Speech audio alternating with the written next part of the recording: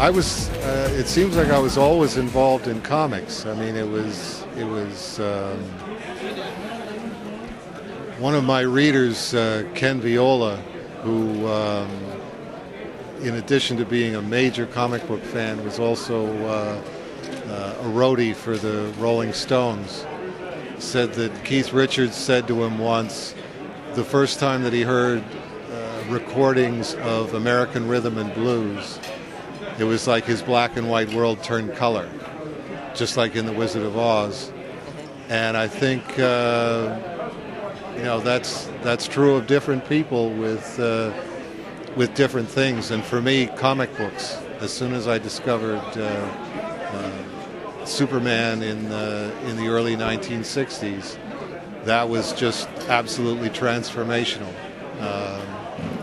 The Batman TV show in 1966 was a huge thing for me, not because it was a TV show, because it was Batman, because it was comic books on my television. Probably about 1969, 1970, I had a friend who just started drawing his own Batman stories, and it had never occurred to me that you can actually sit down and just draw your own Batman comic page. So from then on, it was pretty much an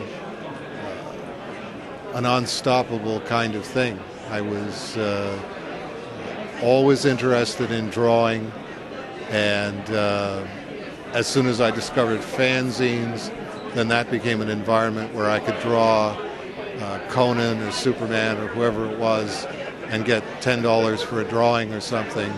And it really hasn't changed since then. You know, the dollar amounts get to be more and the print runs get to be more, but the enthusiasm is always just for writing and drawing. The Cerebus started in December 1977, issue 1, and then once I could see that I was able to keep going after the first 2 years of bi-monthly, by switching to a monthly frequency, that was all I would have to do. I wouldn't have to do commercial art or anything else on the side in order to pay the bills. And then it was, well, how long am I going to do this? And 300 issues seemed like one of those. There's not a whole lot of comic books that have made it to issue 300. So even if it's not very good, you know, I'll be right up there with Batman and Superman and Wonder Woman and all of those iconic characters that made it to 300 issues.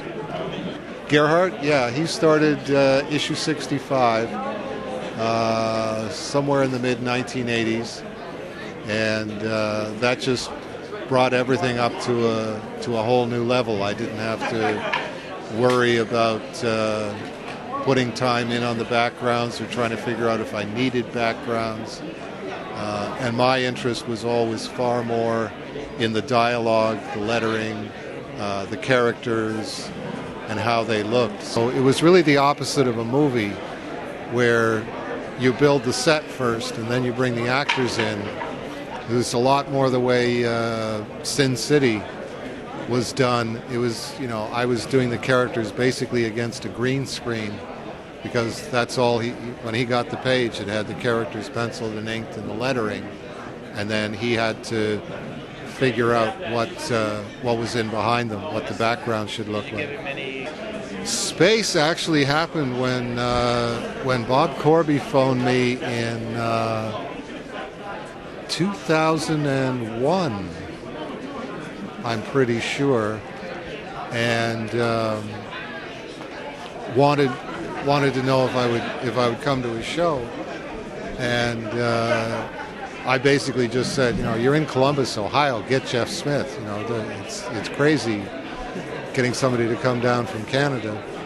But then he came back and asked me again the next year, and I thought, well, okay, if you ask me twice, I'm going to come down, and been coming down every year since then. I've said to him a couple of times, you know, if Space ever becomes a committee-run comic book convention, where I don't know who's running what, and I can't get a straight answer out of anybody, I'm probably going to stop coming down.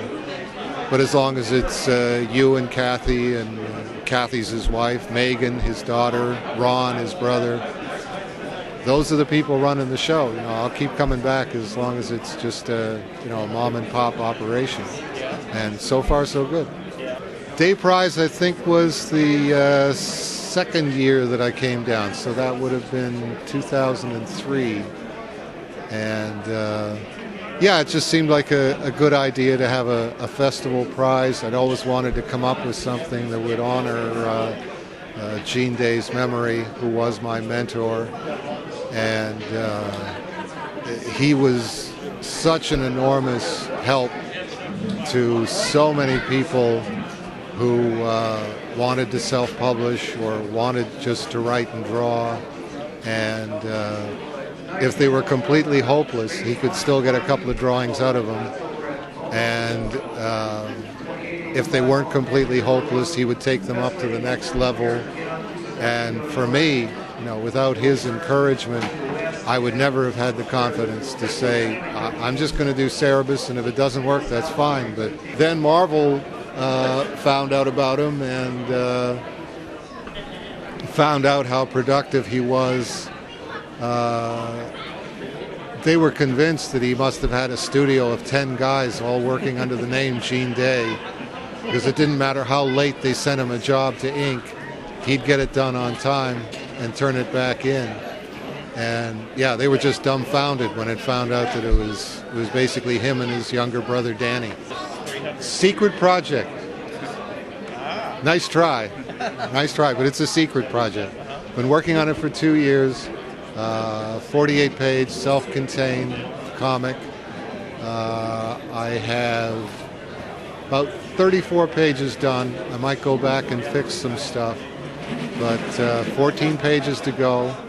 And now that it's all blocked in and I know where everything goes, and I think the script's pretty much nailed down tight, it's really just a matter of how long is it going to take me to draw the last 14 pages. Right, Guide to Self-Publishing? And you said you might update it? Or... Still hope to. It's sitting there on the computer as its own file, and basically when I get the chance, I just read through it until I go, more information. That's not clear enough, or that's all changed since the early 1990s. I thought the other one was very well done, and you had a lot thank of information in there. Yeah, it's a lot of it's outdated, and a lot of it's hasn't been developed as thoroughly. Was it 93? 93, yeah. And that doesn't seem like that long ago to me, but that's whichever way you cut it, that's 14 years ago. So. How he saves space. That would be an exaggeration, I think. That's what he said you'd say. Okay. Because it was the second year, and I don't think I saved space. It's very nice of him to say that. But the second year, the Insane Clown Posse, which was this band, and they just started hitting every convention that they could hit. They didn't even come. It was just a guy that showed up with Insane Clown Posse merchandise. And I think 75 kids showed up, lined up on the stage just to buy Insane Clown Posse merchandise. And I think that was pretty much Bob's attendance. There was maybe like 20 people besides that. I maybe brought 5 of them through the door. But it's the whole, to me, it's the whole thing working together. It's I sure wouldn't bring 120 people through the door by myself, and maybe the small pressers just on their own wouldn't bring 120 through the door. But together we can do it, year after year after year.